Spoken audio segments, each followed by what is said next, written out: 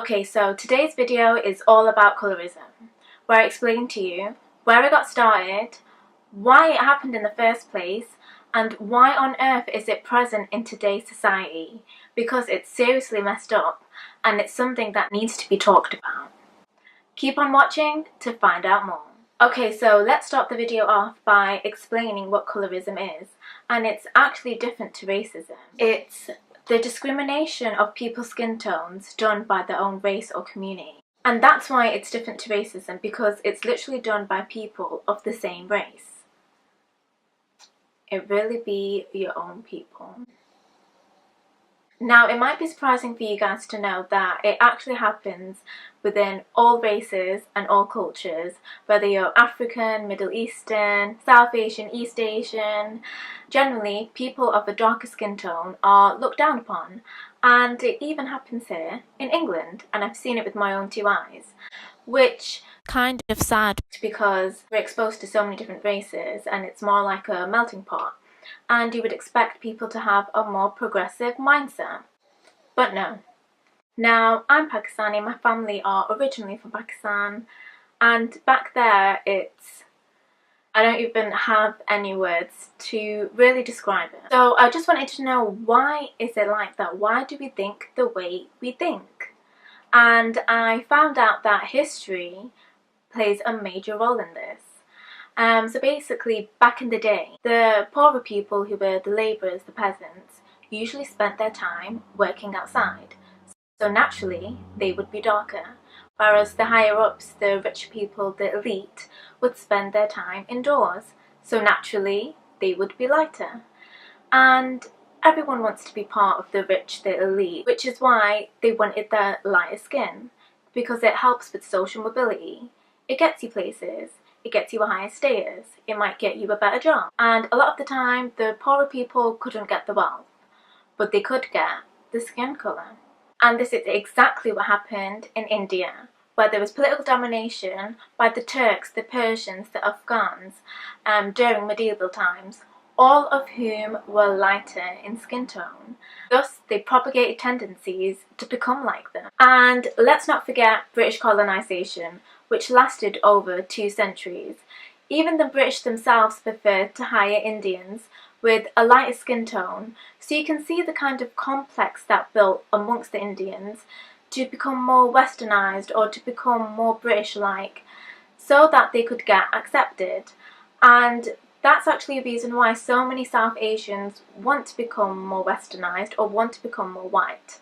It actually stems from this. So you can see how India and Pakistan actually have deep roots of colour superiority, which happened over centuries. So it's pretty hard to break, and it's pretty hard to get out of that mindset. The media also plays a big role in what's deemed beautiful and what isn't, and that is so problematic. Again, it's that same thing where people look up to actresses, they look to singers, and they want to be like them. And what we do see in Bollywood films, in Pakistani dramas, even in the newscast, is people of a lighter shade. And that's not actually a true representation of what kind of people we do see in India, Pakistan, or even Bangladesh. And they actually go as far as casting mixed race people that are mixed with white, or casting all white people and trying to make them look more ethnic. We're also really heavily influenced by ads, and that's why projects such as Fair and Lovely are all the rage, because not only do they equate lightness to beauty, but they also equate it to success. So the lighter you are, the more loved you are, the quicker you'll get married, just the more happy you are. And this actually affects people from such a young age. And let's not forget that colourism targets women more than men. Women are generally pressurised to look lighter, and the women are actually critiqued more on their looks, generally anyway. Now, this actually happened to me when I went to a wedding in Pakistan a couple of years back, where the makeup artist came and she literally only had one shade of foundation, and it was the most paper white foundation colour ever, and she was literally putting on the same colour on every person, no joke. And it's just those kind of things that you see in day-to-day life, or it's that kind of thing where the mother or the father would give their daughter a Fair and Lovely cream because they're worried if she would be pretty enough or to get married or to get a job. And it's these kind of things that make you realise that it's actually affecting people's lives in serious ways. India and Pakistan also have a low literacy rate, and that is also one of the reasons for this prejudice, because usually when people aren't that educated, they're more likely to be narrow-minded, so they're more easily influenced by the media, by these advertisements, by what their elders say. They're more likely to listen to the advertisements, to listen to their elders, to listen to what the stereotypes say rather than question it, due to no fault of their own, but just plain ignorance.